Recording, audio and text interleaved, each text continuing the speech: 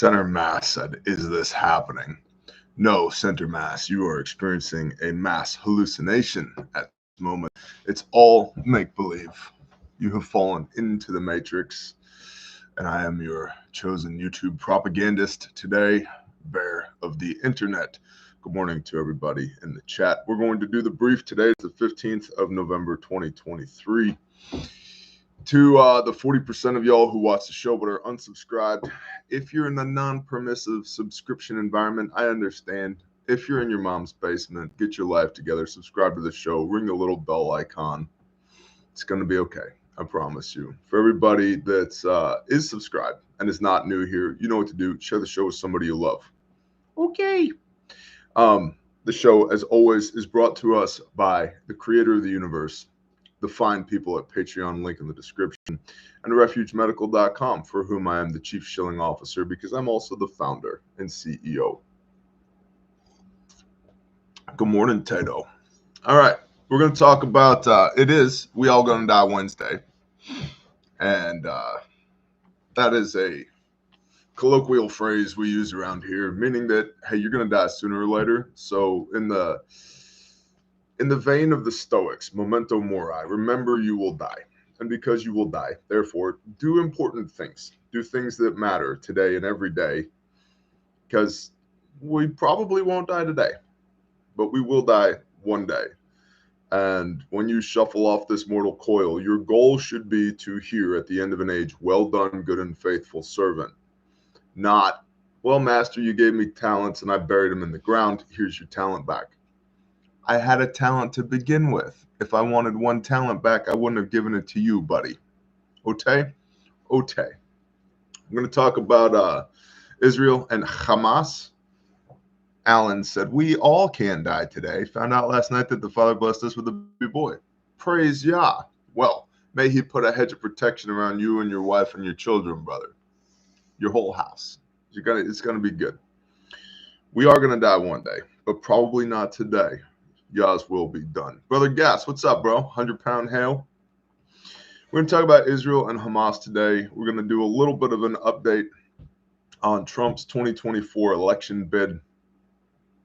We're going to talk about the southwest corner of Iceland potentially exploding, and also the CDC, the Centers for Disease Control, are ramping up their testing at airports for SARS-CoV-2, which is an indicator. Sorry, I just puked in my mouth a little bit. Who even cares anymore? I don't care. But they care. And remember, you pay them with your taxpayer dollars. Now, to the brief. Bear Independent Brief, 15 November 23. Don't eat the bugs. Mike, I promise you, I will not eat the bugs. I will eat the sheep and the chickens and the turkeys and the cows and the deers and the goats and the bread that we make from the wheat and all the other things. Now, in the 6th week of its offensive, Israel is continuing to target hospitals in Gaza.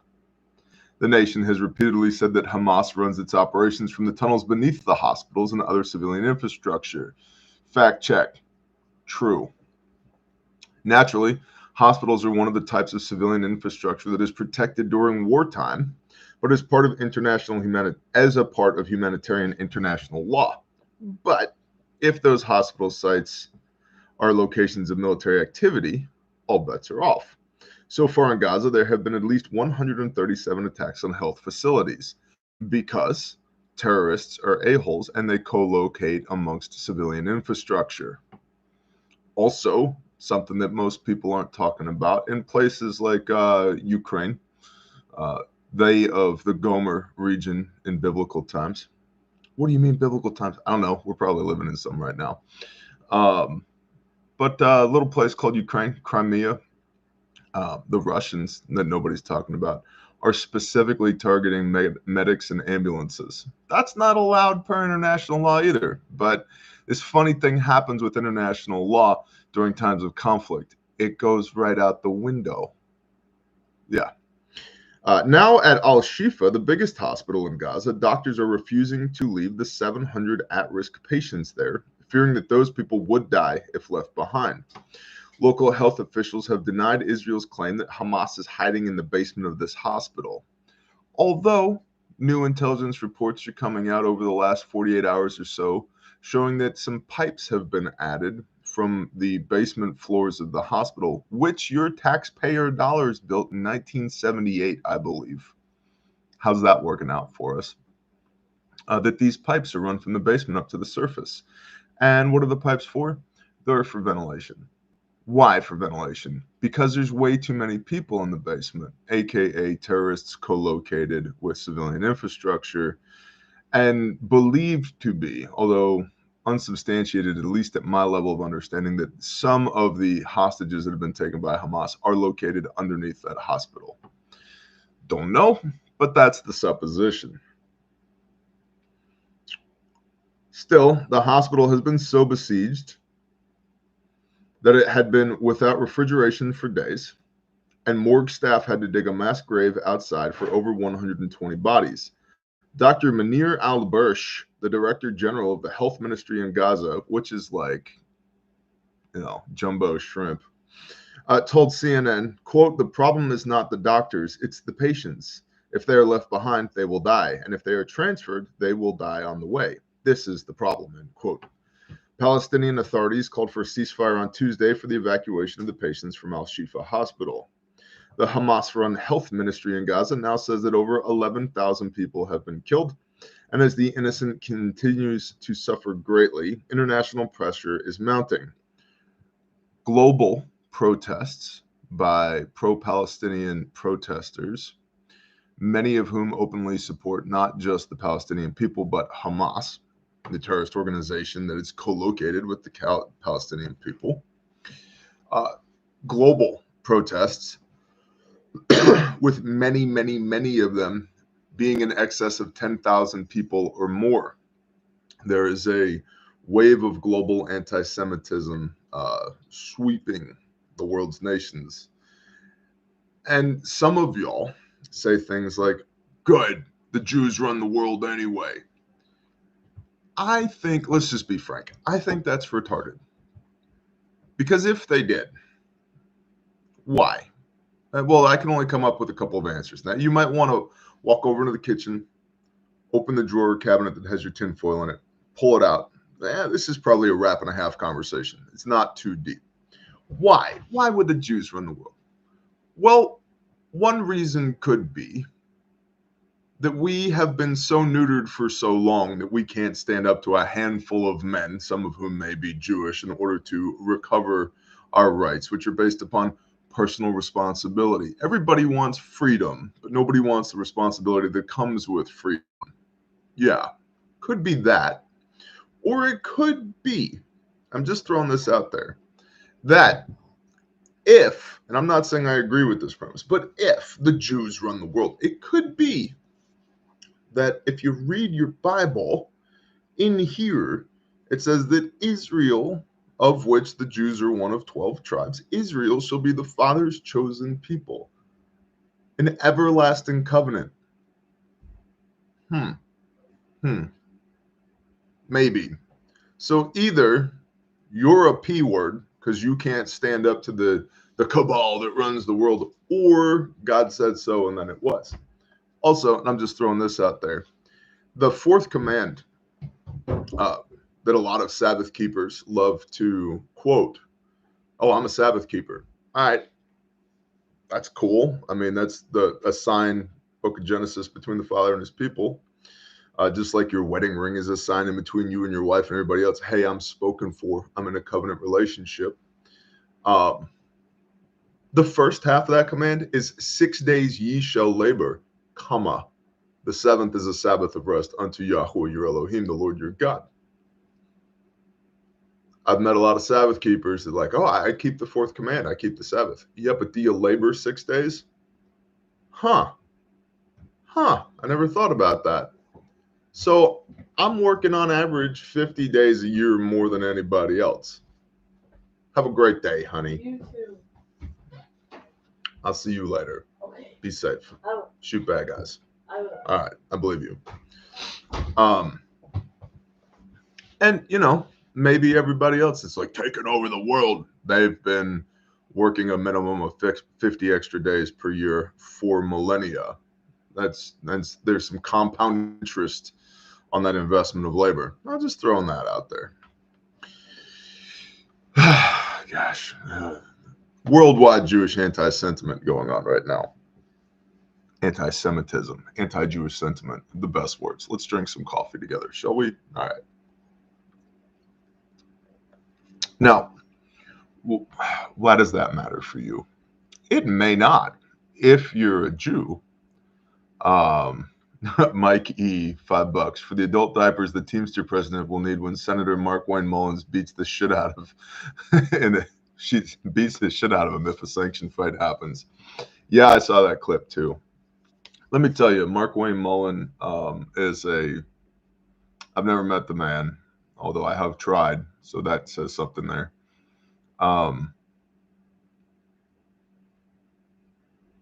Let's just say that his words and his actions don't match up when it comes to his voting record. Not entirely conservative. I believe the ranking he was given was somewhere in the 38th percentile per the GOP's platform. So less than 50% conservative. But if he wants to beat up a Teamster on pay-per-view, I'll probably throw $10 towards that just to watch it. That'll be fun. I'm down with that. And just so we're on the same page, I'm totally down with dueling. Like all the way down. Let's settle this like men. I think that we do suffer from a lack of people getting punched in the face in this society. And if Markwayne Mullin is the one who brings that back to the world stage, I'm all for it. I'm all for it. In fact, I might even be able to get Refuge Medical to sponsor it. Like, I'm on. We'll have Dudley referee it. It'll be great. Global anti-Semitism. Why should you care? Well, for one, some of y'all might be Jews, in which case, stay frosty. For another, some of y'all might look like Jews. By people that don't know, I get mistaken for a Jew all the time, even though what I tell people is I'm so Christian that Christians don't like me anymore. Because Christian is derived from the Greek word Christios, which means follower of Messiah, not follower of the Pope or the pastor or the priest or the rabbi or the bishop or the brothers in men's group. It means follower of Messiah. Do what he did. 1 Peter 2:21. For this you were called at Messiah, having suffered for your sins, that you might walk in his steps. So I do what he did. Yeah, and we could. That's a different rabbit hole, but suffice it to say, if you read the 4 canonical Gospels, it's very clear that the man wore tassels because the one with the blood issue reaches out and touches them. Numbers 15:37. He observed the Moedim, the high holy days, as documented in all 4 Gospels, and he went up to Jerusalem for the Pesach was near. Okay, cool.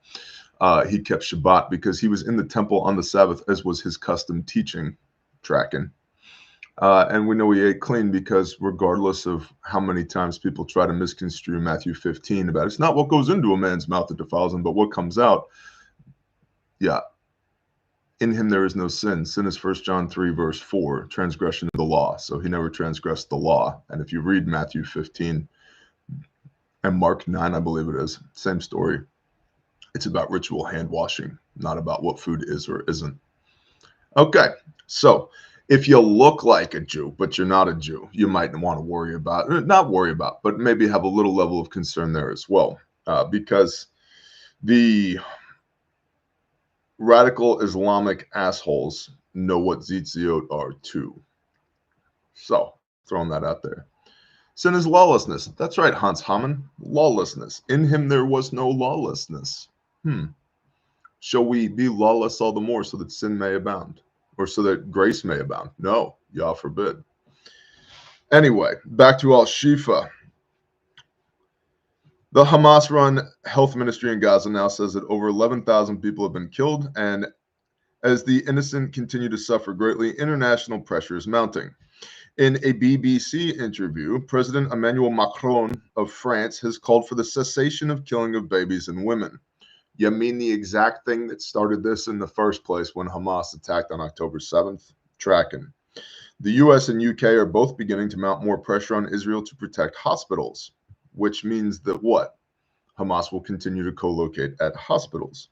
President Biden and Britain's Prime Minister Rishi Sunak have both made statements that Israel should, quote, take all measures to protect innocent civilians, end quote, and that Al-Shifa Hospital, quote, must be protected.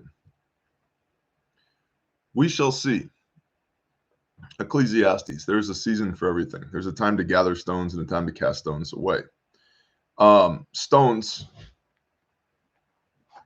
was the weapon of choice for David before he was King David. I would submit to you that today stones look like this. And Israel is gathering stones. Okay? This sunshine through this window over here just ain't doing it. Proverbs 15, the way of the wrong one is an abomination to Yahweh, but the prayer of the straight is his delight. Praise the Father. Good morning, Chicken Farmer Plus. I agree.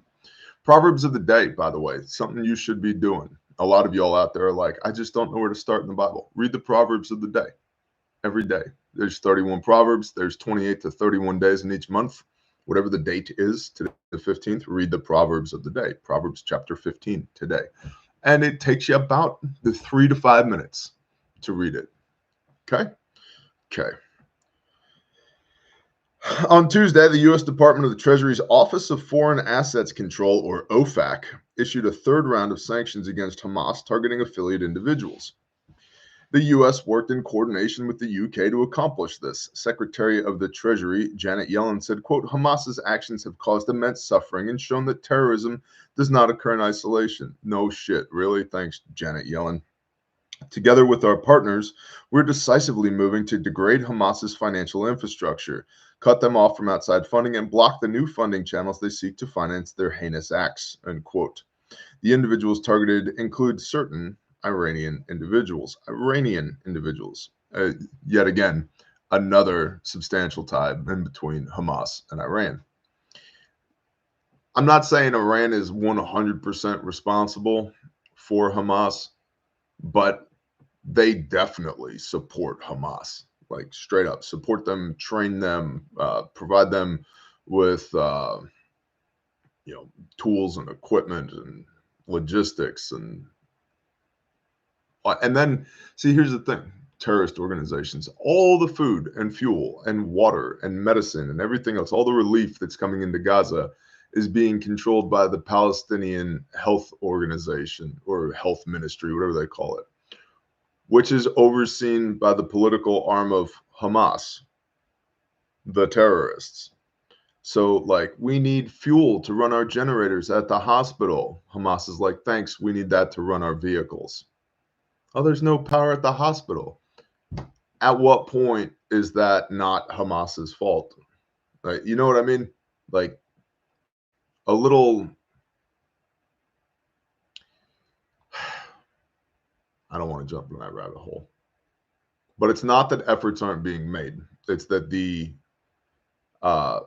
material is being poorly managed because it's being put into the hands of a terrorist organization. Imagine that. The U.S. carried out strikes against 2 targets in Syria, which were linked to Iran after American personnel were attacked. In response to that attack, Iranian-backed militants then attacked U.S. forces in both Syria and Iraq in a total of 4 events. The total number of attacks against U.S. forces in the last month is now at 52, according to defense officials. Defense Secretary Lloyd Austin said to reporters, quote, these attacks must stop, and if they don't stop, then we won't hesitate to do what's necessary, again, to protect the troops. I'm all for protecting troops. I'm not really all for black swan events and casus belli to enter into another war, but I don't have any representation in this republic, so my opinion doesn't really matter. And I'm not a defense official. I'm not a lobbyist. I'm a nobody in Eastern Oklahoma, which means that we're very likely going to have a war in the Middle East because my opinion doesn't matter. And neither does yours. Not to them. Speaking of people who would love you to believe that your opinion matters, but it doesn't actually matter. From RT.com today, Russia Today, propaganda. U.S. court clears Trump for White House run. A Michigan judge has ruled that the ex-president can contest the Republican nomination, rejecting an insurrection lawsuit by activists. Former U.S. President Donald J. Trump is eligible to remain on Michigan's 2024 presidential primary ballot for the Republican Party, a state court has ruled. Why does this matter? Well, it matters for a couple of reasons.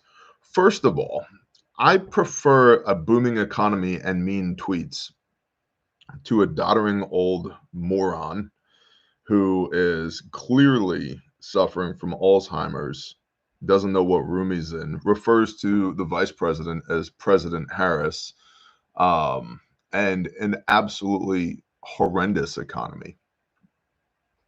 That's about the extent of my involvement or appreciation for politics these days. Good morning, sweetheart. What? We got to get a curtain or something for that window right there. I am blinded by the light. I don't think anybody actually knows the lyrics to the following line in that Red song. Rooster. No, revved up like a doucher in the something of the night, or I don't know.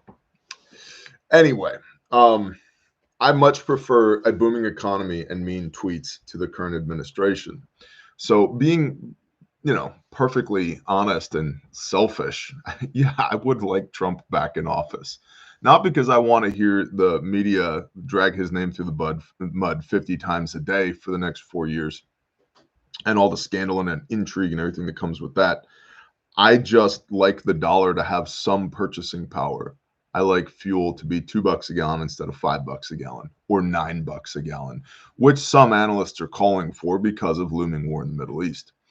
And so the move that had been made by a lot of the leftists was to sue Trump in a lot of these key battleground states for insurrection, meaning that he wouldn't be able to be named on the ballot. And so if he was not able to even be on the ballot in these battleground states, it would not be possible for him to accrue enough electoral votes to win.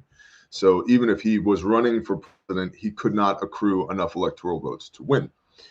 That was the move that they were making. But that move doesn't seem to be holding up in a court of law, as evidenced here in Michigan. Michigan Court of Claims Judge James Redford delivered the ruling on Tuesday. That was yesterday. The decision followed a legal bid by liberal activist group Free Speech for People, which had claimed that Trump's alleged role in January 6, 2021 Capitol riot should disqualify him from campaigning for elected office. In his verdict, Redford explained that deciding if the events of January 6 represented a rebellion or insurrection, or whether or not someone participated in it, should be deferred to Congress. He further stressed that Michigan's electoral authorities do not have the power to remove Trump from the ballot. Free Speech for People, which is different from Free Speech for Robots, which is very likely to be a group, an activist group that we will see within the next 12 months, I'm sure. I know another runner in the night part, Aaron. It's the revved up like a douche or something part that nobody knows. By the way, I have actually read the lyrics to that song. We've looked this up. They're ridiculous. They make no sense. The Calliope crashed to the ground. What? Stop. Yeah, he was on acid. I was going to say, there was some acid involved in the making of that song. Revved up like a deuce, another runner in the night. Thanks, There Mike. you go. Okay. That's it. Whatever. I prefer to use the term douche. Free Speech for People had invoked Section 3 of the 14th Amendment, a Civil War-era constitutional clause stating that a person cannot run for elected office if they have, quote, engaged in insurrection or rebellion, end quote, against the Constitution after taking an oath to support it. Trump campaign spokesperson Stephen Chung said, quote, that his team welcomed the decision and anticipates the future dismissals of other 14th Amendment cases. Trump, who according to multiple polls comfortably leads his rivals for the GOP nomination and has faced similar lawsuits in other states, some of which have already been thrown out by courts. While the Republican firebrand is at the center of a litany of legal battles, he's never been charged with insurrection. A lawsuit against Trump was dismissed by Minnesota's Supreme Court last week, while a verdict in a similar case in Colorado is expected by Friday. Last month, the U.S. Supreme Court rejected an attempt by Texas Republican John Anthony Castro to bar Trump from seeking re-election in 2024 on the grounds of the 14th Amendment. Texas Republican Castro to bar Trump from seeking re-election in 2024. I know you guys hate it when I say it, but I'm going to say it. Texas ain't as Texas as Texas thinks it is. Texas Republican Castro bars Trump from seeking re-election in 2024 on the grounds of the 14th Amendment. Trump is also being tried on federal conspiracy charges related to his alleged attempts to overturn the results of the 2020 election, making him the first former U.S. head of state to face a federal indictment. Now, and here's the thing. We're going to find out in 2024 if voting actually matters anymore. Good morning, Jay Whip. And as I told you on Monday, I'm not entirely convinced that it does. In fact, I trend in the other direction. I don't think that it does. Now, there are other personalities here on the interwebs, one of which is Andy Frisella from First Form and Relay F. And Andy's supposition is that they, the big they, whoever they are, can control a percentage of the votes that are cast. Maybe they can swing it by 10 or so percent in either direction. And that what has been going on for the last several years with this Dominion voting scandal and all of that is a demoralization campaign to get people to stay home and not vote, which means that there won't be enough votes to overcome their ability to swing the election in the other direction. That's entirely possible too. So if you feel convicted to vote, by all means do so. I'm not going to be the one to tell you that you got to go play Babylon's games. Being perfectly frank, I don't vote in federal elections.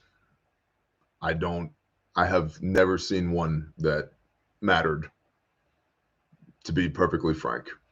A little background on me and my pops.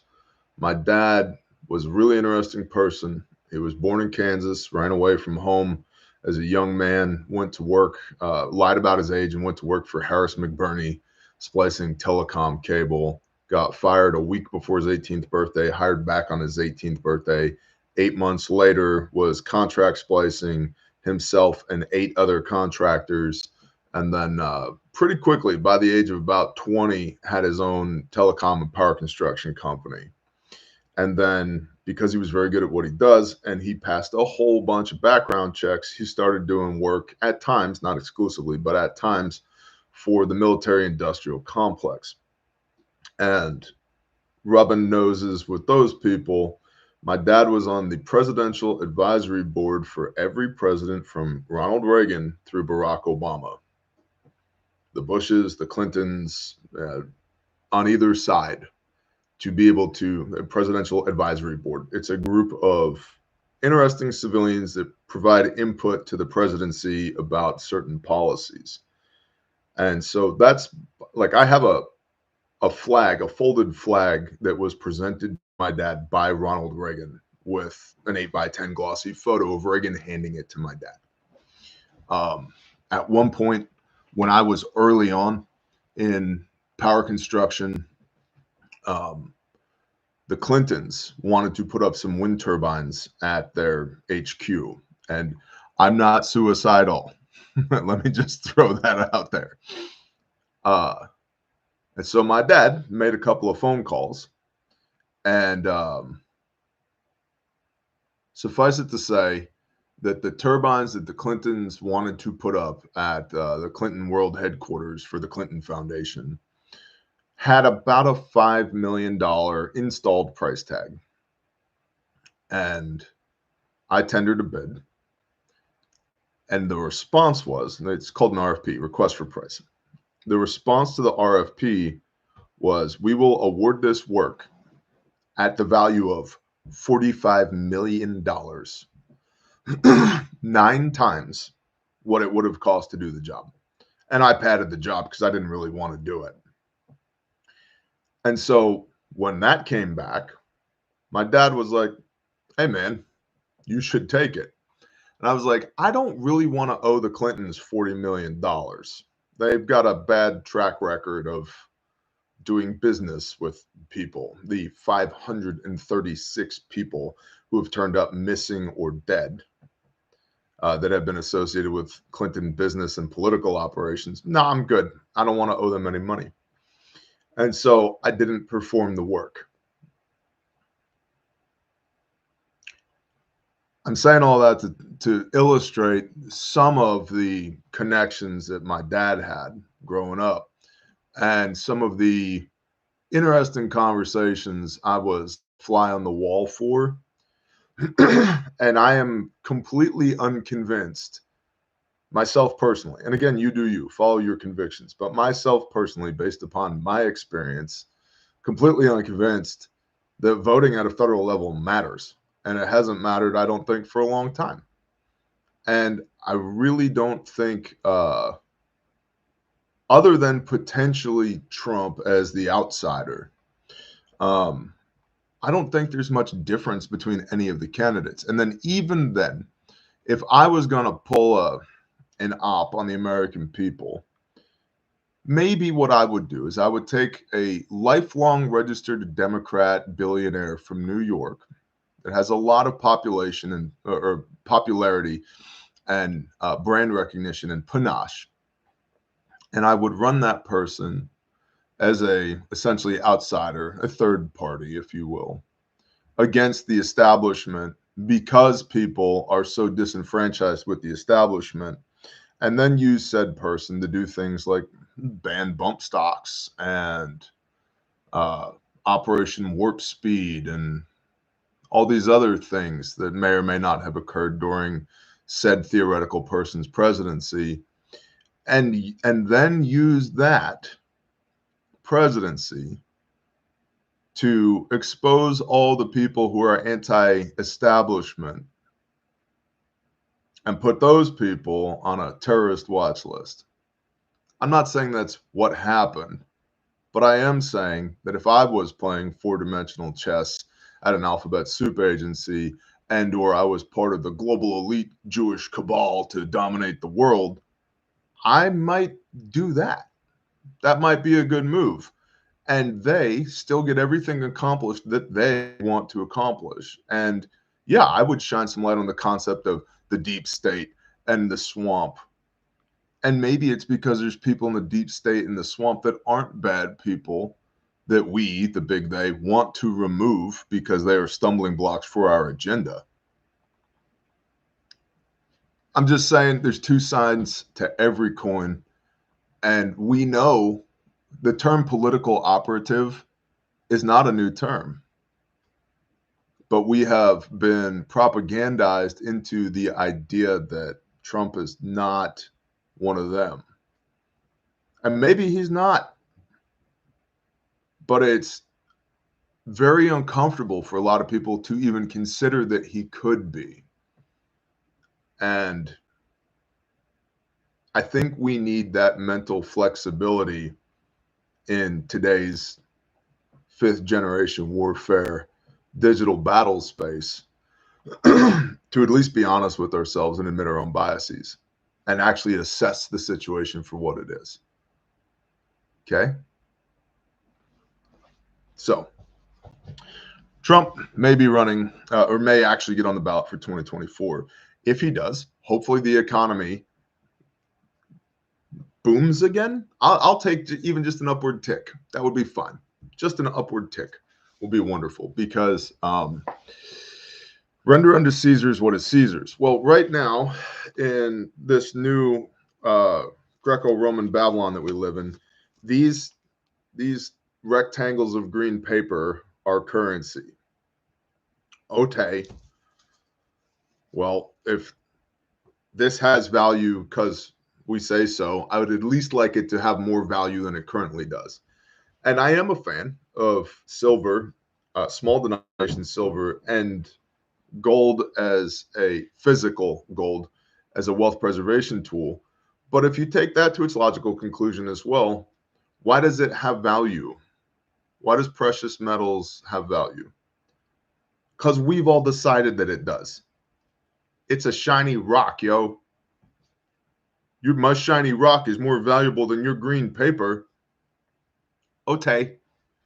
And so we talk about this stuff as fiat currency because it is fiat currency as compared to physical wealth with gold and silver. But if you look at physical wealth with gold and silver, what is that? It's just a different thing that we have ascribed certain value to. my shiny rock metal is more valuable than your green paper. Well, and Aaron, I agree with that. The shiny rock has more intrinsic use than that paper. Yeah, I can wipe my ass with this. Let's start a fire with this. This is easier to spend than a shiny rock is right now, which again gets back to people talk about central bank digital currencies and the digital dollar and all that. I'm like, it's just another, but it's got control mechanisms attached to it, Bear. Yeah, it does. This has Pavlov's dog control mechanisms attached to it. There are deep psychological controls built into this green paper. Tell me there's not deep psychological controls built into the shiny rock metal. There is. Children are dying in mines digging it out of the ground with their hands in Africa. The Incans and the Mayans would kill people for fun to take their shiny rock metal. Crusades have been fought in part for shiny rock metal. So it's not the love of, it's not money that's inherently evil. It's the love of money in all of its forms that's evil. This is a tool to ease the flow of goods and services. That's what it's for. So at least maybe if we get Trump back, my green rectangles will be worth more during that time than they are today. It has actual value through uses. I agree that, listen, I see y'all in the chat. I agree that there is some inherent value in shiny rock metal. I own a lot of shiny rock metal. But think about it. Actually think about it. Step outside of yourself and look at it objectively and go, this is shiny rock metal. Yes, I can do stuff with it. You know what else is shiny rock metal? Iron. Iron. What's more valuable? A tractor made out of iron that I can plow my field with, or a treasure box filled with shiny rock metal? They're both made out of shiny rock. Well, one is dull rock metal and the other is shiny rock metal. You see, at some point, it's just all friggin' retarded, is my point. Okay? All right. Exploding Iceland. Iceland, y'all, is fixing to explode into the sky and usher in a new ice age because of all the stuff, the rocks and the debris that are going to fly into the atmosphere, block out the sun, and everybody's going to die, which is fine because it's Wednesday. No, that's not what the article says, but that's what a lot of commentary on articles such as this are saying. Iceland has experienced thousands of magnitude 3, 4, and 5 earthquakes in the last 4 or 5 days that I'm aware of. In southwestern Iceland, there is a fishing town by the name of, I believe it's Grindavik.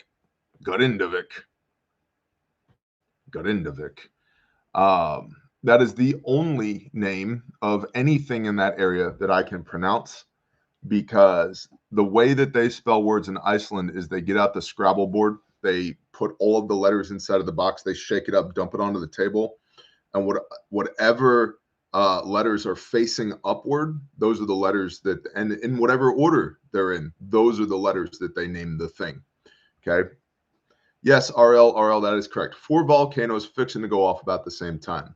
So the fishing village of Grindavik, of approximately 4,000 people, has been evacuated because the volcanoes be popping off, yo. There's magma everywhere. The probability of an eruption is still considered high, say geologists. In the event of an eruption, the most likely location is at the magma dike, which is in/under/near Grindavik.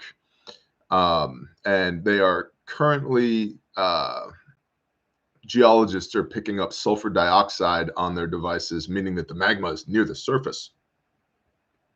So this has been going on for a while. It could be nothing. It'll probably be nothing. Most are saying that the most concerning situation is that the magma will eventually make its way to the surface and create a, quote, Hawaiian-style lava-producing volcanic eruption, end quote, that could fissure over a long distance. Okay. And while locally for the Icelandic peoples, that's probably going to be anywhere from slightly catastrophic to mildly annoying, somewhere on the spectrum there. For us, probably not that big of a deal. It's another one of those, hey, look over here at the Iceland magma tubes. Don't look over here at these other things that we're doing. It has a slight possibility, a slight probability that there's some catastrophic eruption and part of Iceland falls off into the ocean. How big of a part? If it's more than a square foot, do we care? If it's more than a square kilometer, do we care? I don't know. Part of it falls into the ocean, and then ash is spewed and carbon dioxide is spewed into the atmosphere. Probably more carbon dioxide in that one eruption than the entirety of mankind has put into the atmosphere, by the way. And oh, by the way, carbon dioxide feeds plants, and plants are necessary for human life because it creates oxygen. Almost like there's some kind of divine plan to this blue marble that we all live on. It could have a catastrophic explosion and block out the sun, in which case, you got any long-handled underwear? Because it could get cold. Low likelihood, though. So that's the update on Grindavik. And the last thing I wanted to look at this morning, per the Blaze, the CDC to ramp up surveillance at airports to track viruses. Yet another reason I have zero interest in getting on a commercial flight. The Centers for Disease Control and Prevention announced that it plans to ramp up surveillance at some airports in the nation to track infectious disease. This coming from the Blaze. According to a recent press release, with the holiday travel season approaching, health officials hope to reduce the spread of viruses, the agency stated. Or I'm just throwing this out there, you could get sunshine on your body, eat real food, and do PT, and then have this thing called, an immune system. You could have an immune system, and then respiratory viruses will make you sick for a day instead of a month and potentially kill you. And also, let's say you get RSV or SARS-CoV-2 or something, and then you go to the hospital because it's pretty bad, and I got a fever, and then they put you on forced ventilation, and they blow out the alveoli in your lungs, and now you can't exchange CO2 for carbon dioxide and vice versa, and your end-tidal CO2 goes way through the roof, and your SpO2 goes through the floor, and because you literally can't breathe. And then they go, oh my gosh, it's a terrible respiratory virus. He can't breathe. Respirate me harder, daddy. And they respirate you to death. And then that artificially spikes the death toll from this disease through the roof. And then to combat the blown alveoli in people's lungs, they come out with some experimental medications that clearly cause cancer based upon reporting from the FDA and the CDC now. Yep, that's a real thing. And they jab that into the arms of 100 million or so Americans and 1 billion or so people around the world, just to see how much shit you will take from them before you revolt.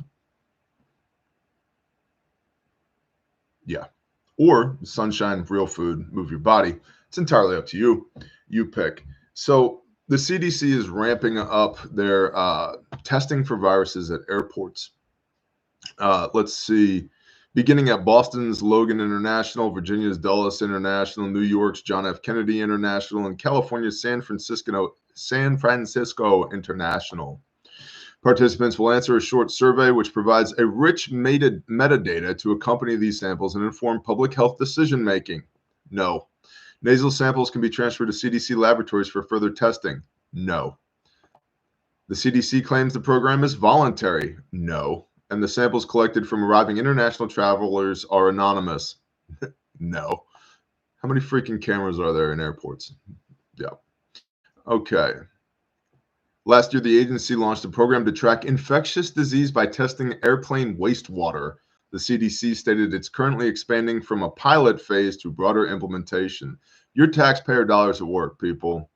We need to sample all of the shit from the toilets on these planes to find out if somebody has a cold. Cool. Let's see. The program provides early detection of flu, RSV, and select other respiratory viruses in addition to SARS-CoV-2. Over 370,000 travelers have agreed to participate in the program as of October. No. And there's more bullshit in this article. What I think could be interesting. Now, again, you should still have your tinfoil out from earlier in the brief. I'd add at least another wrap and a half, maybe two full wraps for this. Let's just throw this out there. Going back to Trump and 2024 and possibly, and I will eat my words if it turns out that voting at a federal level matters. Like, for real, I'll be the first one to come on here and tell you. Just like I told you that I thought Russia would be in Kiev in a week when they invaded, and they're not. And I admitted that as well. So, if Trump gets elected in 2024, there's this guy. You might have heard of him. His name is Bill Gates.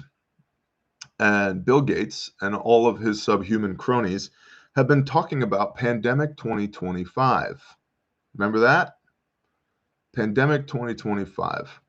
And the possibility that there could be another global pandemic, this time affecting children acutely.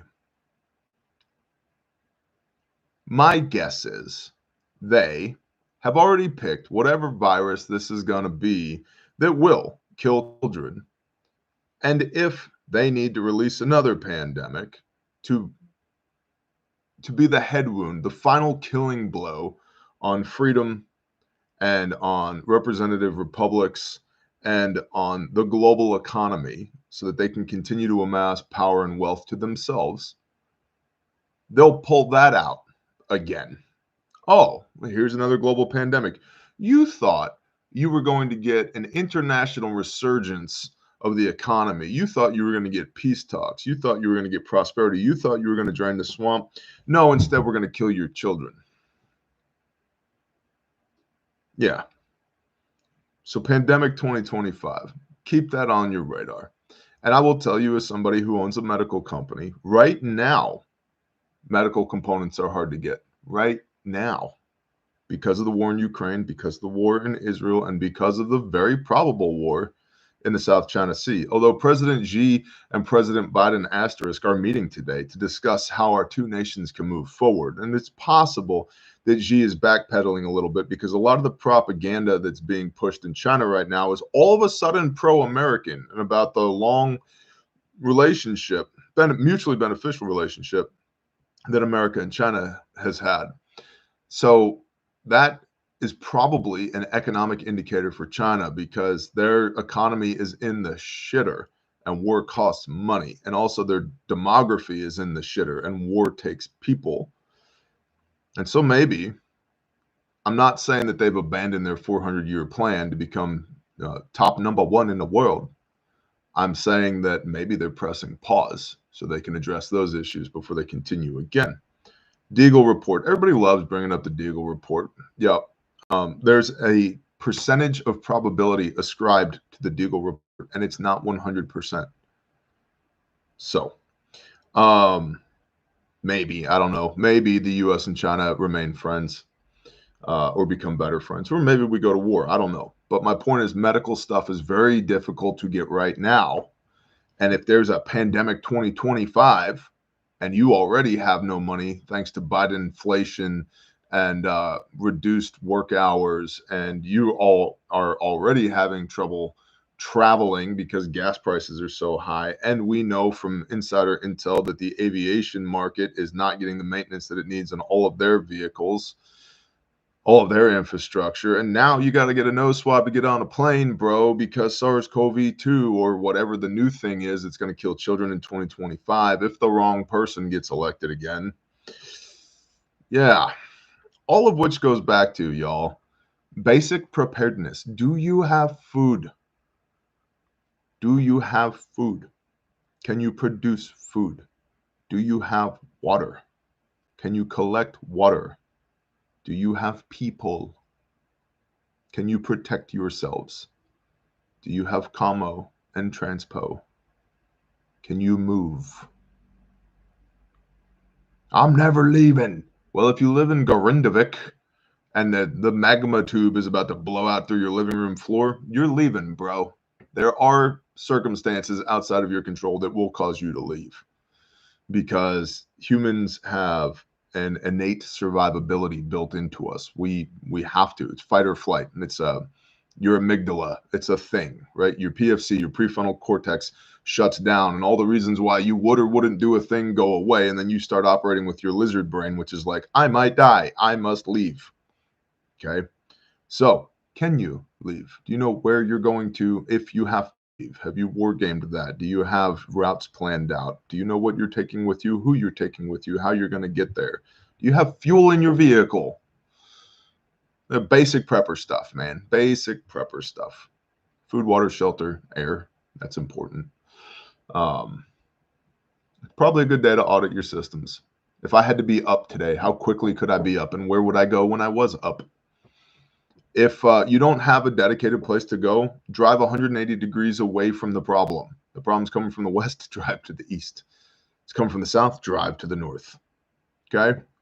That's our basic prepper tidbit for today. I'm going to go pee because it's my show and I can do what I want. And then when I'm done with that, we're going to discuss the value exchange. So this is a wonderful opportunity for those of y'all who do not participate in the value exchange, either because you've already participated in the value exchange, or because you're a freeloader. To beat feet, skedaddle, get out of here. Have a blessed day. Shalom. Okay? All right. I'll be right back. Okay, man. All right, cool, everybody. Oh my gosh, got a ball die.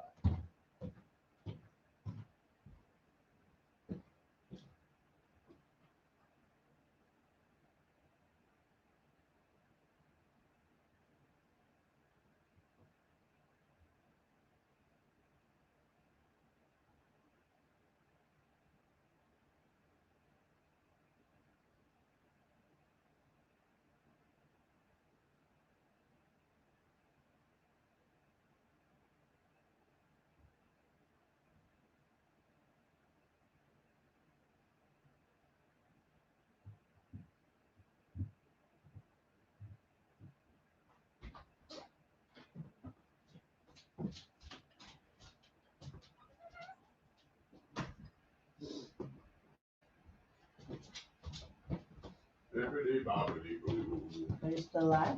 I'm still alive. Oh. We're about to do the value exchange. Okay. Yeah, it's a good Glad thing I you didn't didn't say anything. just come in here and start talking shit. Yeah. I almost did. Almost did. Well, you know. I'm glad I didn't say what I was going to say on the live stream. Almost only counts in horseshoes and hand grenades, you know? I got to go sit in front of the camera again, talk to the people. Talk. Do you talky thing? I'll do what I want to, woman. Shut up, dog. Get that mouth out. Oh, simmer down, bandit. I'm back, and only 200 people jumped off. Oh, that's not bad. Whatever. Oofda. Gosh, I need a freaking haircut, man. Look at this. What's going on here? Whatever.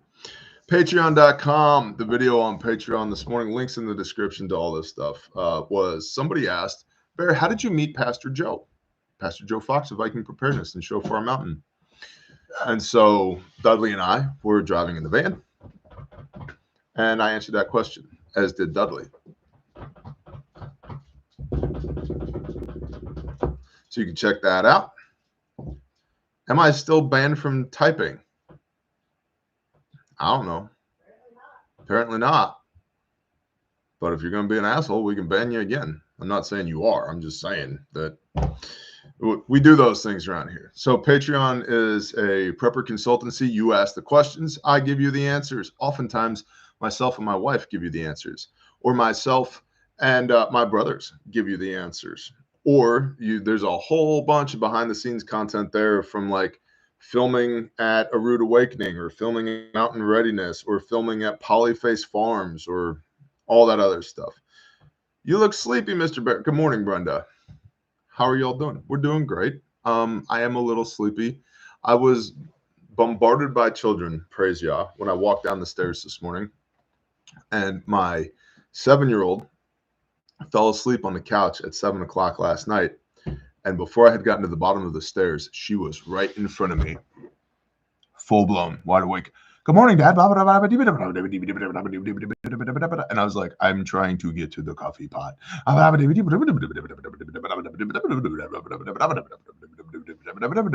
was like, I love you, but stop. You must stop. Dad needs coffee. She had woken up at 4 o'clock because she went to bed at 7 o'clock and she had been awake since 4 o'clock. Just, and did you know that bananas and blah, blah, blah, blah, blah, and sometimes a giraffe and blah, blah, blah, blah, blah. I'm like, oh, coffee. So, yeah. So, yeah, it's all right. It'll be okay. And anyway, Patreon, link in the description. Refuge Medical. I don't know how the crazy kids at Refuge Medical did this. I legitimately don't know how. I'm proud of them, but I don't know what the hell they did, other than I know that it was moral and ethical and righteous. All colors of the Bear Fac are now back in stock. Now, I told Patreon yesterday, because I always give Patreon a heads up when things come back into stock before I tell the Bear Nation here on YouTube. It's one of the perks of Patreon. So all colors, red with reflective, multicam, ranger green, black, gray, coyote tan, they're all back in stock. Their Bear Facs are so scared right now. I don't have one to show you. I own the company and I don't have one to show you. The Bear Fac that usually rolls around with me in my executive rucksack. Yes, I have an executive rucksack. The last time I saw it was in Harmony, North Carolina at Mountain Readiness. And I'm pretty sure it got put in with the kits that we brought for sale there. So, yeah. I don't have a Bear Fac to show you. I do have a bare minimum to show you. But these are sold out because there's 2 wars going on right now and medical tyranny. So, if you want one of these, today's a great day to go get a Bear Fac or the kit of the week, the SOB, the small of the back kit. All of our stuff, listen, y'all, you know the drill. It's made in America. It's guaranteed forever. And when I say forever, I mean, if you give one to your children in your will and their kid breaks it, I will replace it at no cost to you. Tina Adkins, thanks for the $100, Tina. I don't know why you did that, but I appreciate you doing that. Thank you very much. So, yeah, made in America, guaranteed forever. 93 lives saved to date, in addition to the 15 Oklahoma law enforcement officers who have had their lives saved with a Refuge Medical kit through Project Tribute. And all of our stuff is HSA and FSA eligible. And the promo right now is it's in stock. We have stuff and nobody else does. That's the big promo. So if you need to get some medical stuff before Iceland blows up, today's a great day to do that. Across the table, Bob. What's up, bro? What's up, bro? I'll be seeing you shortly. Cheers. RefugeRuckus.com. You guys should know we're fixing to ruck through downtown Fort Smith, Arkansas, March 8th through 10th. A lot of people have asked, we need an update on the ruckus. Cool. Me too. And I'll be getting one today. So I should be able to get you an update on the ruckus on Friday. But thus far, not a whole bunch of people have signed up to ruck. So this is my polite encouragement for y'all. Thank you, Flora S. Come to Fort Smith, Arkansas. Ruck with us. There will be a dozen speakers and presenters and instructors. There will be live music. We're renting a huge venue to do this, to raise money for Caleb House. Because unlike a lot of people, we actually do anti-human trafficking. We don't make Instagram ads about it. We don't produce informational pieces of content. They will never make a movie about my life. We do shit. And I'm happy to tell you, I can't give you the details, but our teams in the field have been kicking a metric shit ton of ass lately. Praise Yah. So we got to make sure the good things happen to good people. We also got to make sure the bad things happen to bad people. The lamppost collection is coming. Excellent. On the bad things to bad people side, our teams in the field have just been crushing it. Praise Yah. So thank you to everybody who prays for them and supports them at calebhouse.org, because they've been getting it. So Refuge Ruckus, man, that's the only event that we know of in the world to date specifically designed to throw a middle finger up in the air at pedophiles, march through downtown with our rucksacks on, because we are us and we respect the usness of us, to raise funds and awareness for Caleb House, which is actually doing stuff as compared to talking about it. I saw an article, we're just going to go here. I saw an article on the Blaze this morning, which has an interesting relationship with Tim Ballard and Operation Underground Rescue.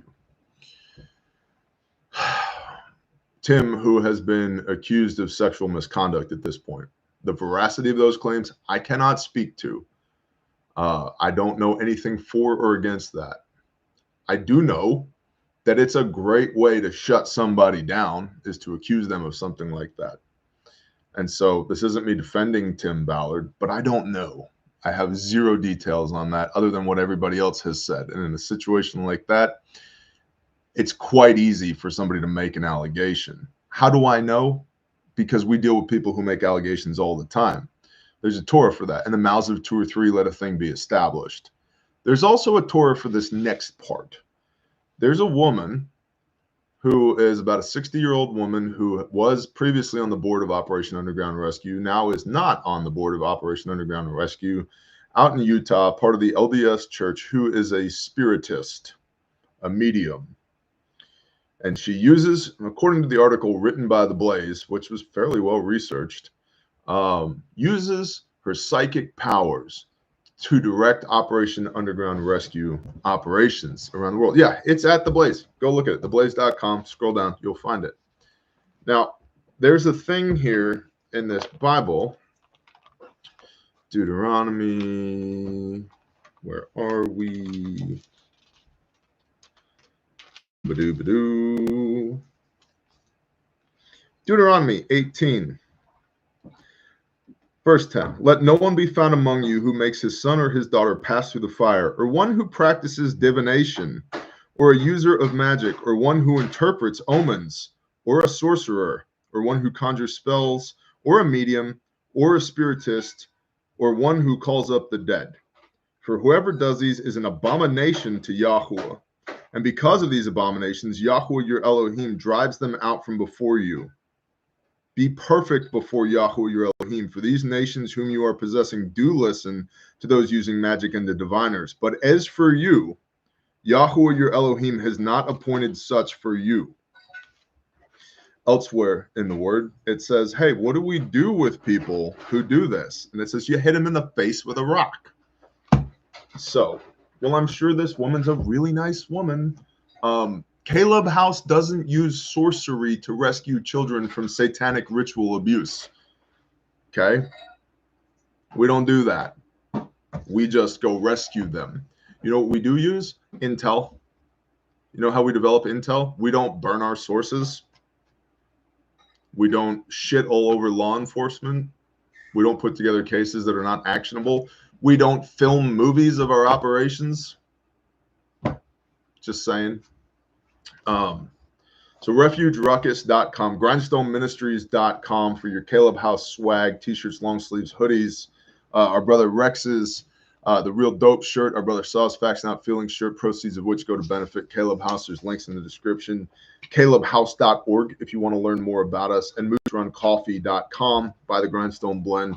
Portion of the proceeds support us at Caleb House from that. And I wanted to read to you again from Epidemic, America's Trade in Child Rape, because most people are blissfully unaware of the depth of the depravity of what is being experienced by these children and the war that we're fighting. And I can't tell you the details of what we're doing because it will compromise operations, but I can tell you the details that this woman, Lori Handrahan, with a PhD, has researched. And in a section titled The National Security Problem from page 81, we'll just start here. which I've already mentioned previously, this one guy, but Timothy DeFoggy, 56-year-old acting director of cybersecurity for the Department of Health and Human Services, was sentenced, acting director of cybersecurity for Health and Human Services, was sentenced in January 2015 to 25 years in federal prison for the participation in a child pornography ring that shocked veteran investigators. DeFoggy was a registered user of an online child rape and torture trading site and expressed an interest in the violent rape and murder of children. He discussed meeting at least one other member to make plans to locate children to rape and then murder them. Acting Director of Cybersecurity, Health and Human Services. Stephen Mantha, 62-year-old electronic technician with the U.S. Postal Service, arrested and charged September 22, 2016, with possession of child pornography and accessing with intent to view child pornography. Mantha was using his government computer to trade in brutal abuse and rape of young children, including children as young as 3. The anal rape of children as young as 5.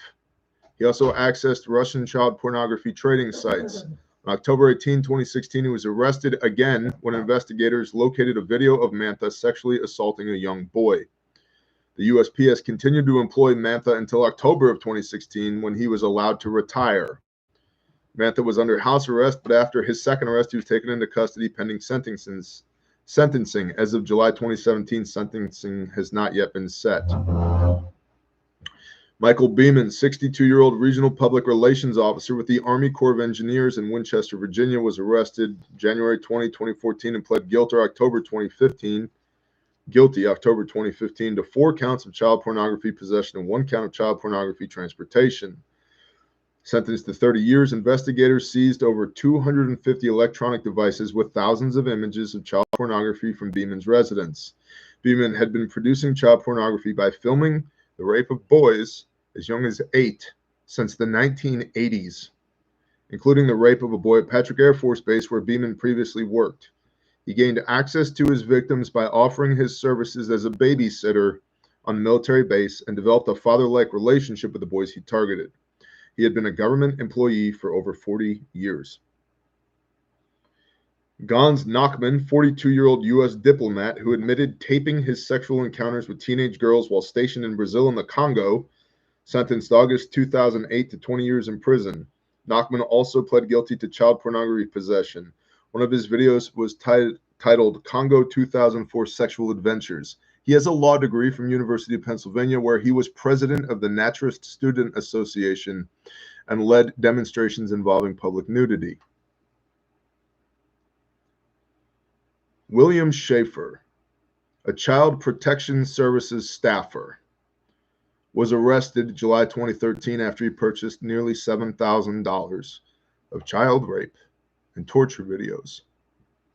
According to Schaefer's criminal complaint, a 1987 police report alleged Schaefer sexually molested a boy between the ages of 8 and 9. The police report alleged the incident happened while Schaefer was a Child Protective Services employee. Investigators also seized sexual stories from Schaefer's home. One of them described a 7th grade boy being abducted, molested, and sodomized.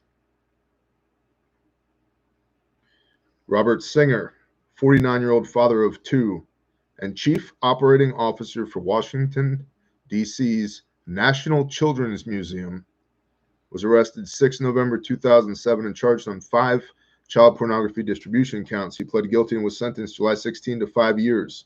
Singer was caught sending child sex abuse images of children as young as 5, including from his work computer, to a New York undercover police department detective who was posing as a 12-year-old girl. Singer was pretending to be a 15-year-old boy. And the last one I'll read to you this morning.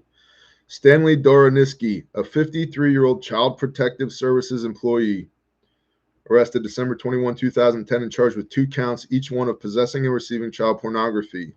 Upon his arrest, Doroniski possessed more than 2,400 child sex and abuse images and videos, including the abuse of children as young as 4. Investigators also recovered 11 zip disks of child porn in a locked trunk, among other CDs. Doroniski has been trading in child rape and torture since 1990. Doroniski pled guilty July 27, 2012, and was sentenced to 6 years in federal prison. His girlfriend found the images and videos, and notified law enforcement.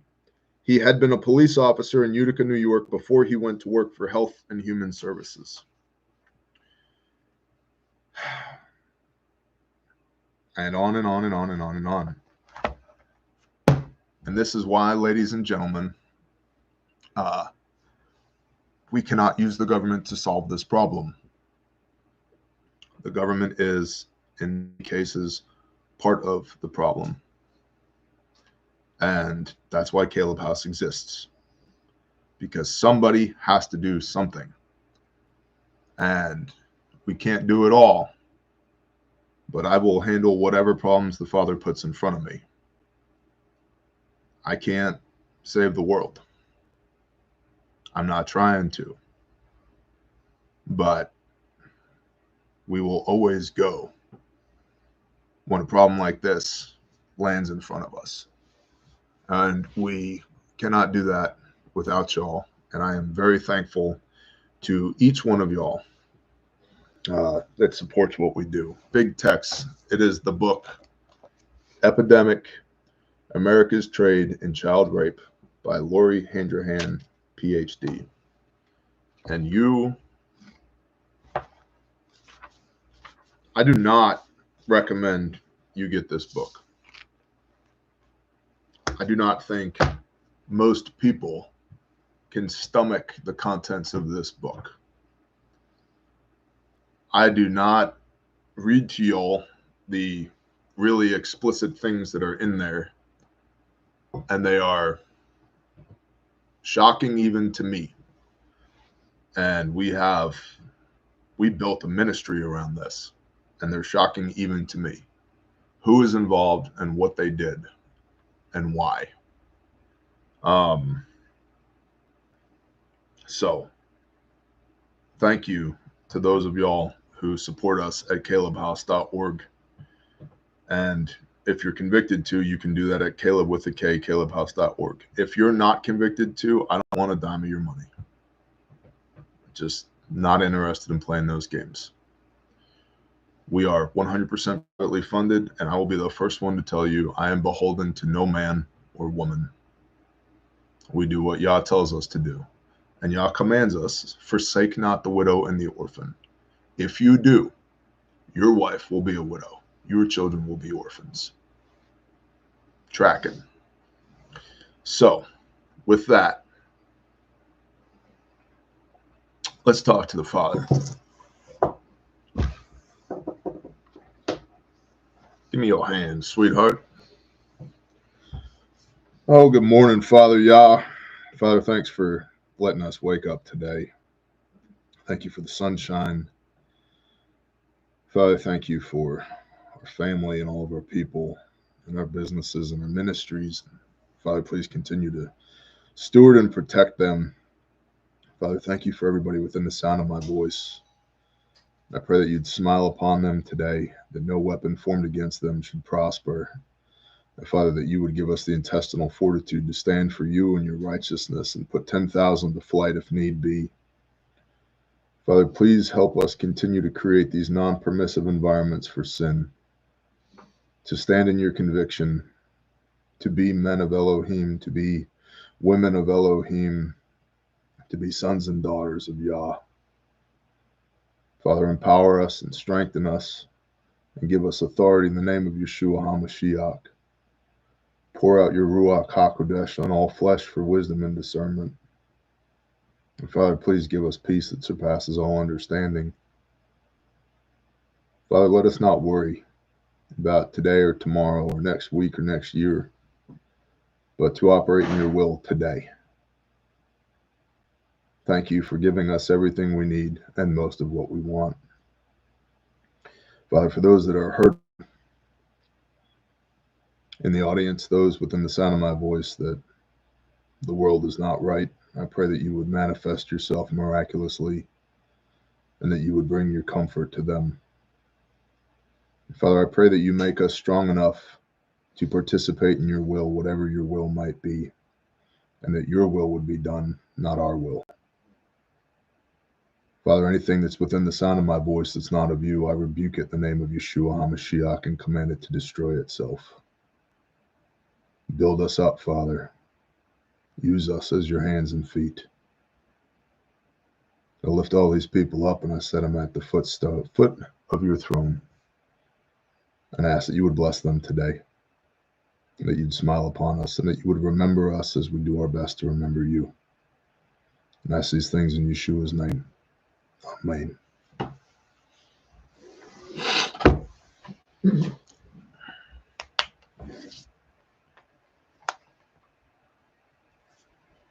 Bless y'all.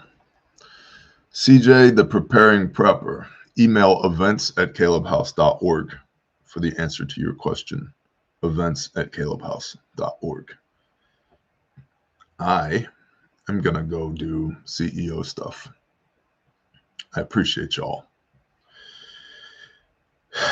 Be the light, Bear Nation, and do not tolerate any darkness. The light shines into the darkness, and the darkness comprehendeth it not. But don't take no shit from anybody. Do not tolerate the darkness. Bless y'all. Shalom.